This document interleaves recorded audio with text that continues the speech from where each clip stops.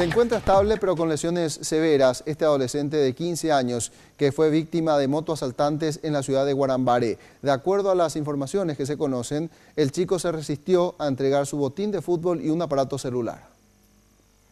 El hecho ocurrió alrededor de las 18:30 cuando Franco Valdés se dirigía a su casa luego de terminar su práctica de fútbol.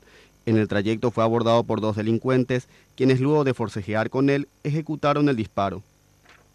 Fue asaltado por dos tipos motochorros, le sacaron la mochila y no contento con eso le dispararon en la parte del muslo, lo cual le afectó muchísimo.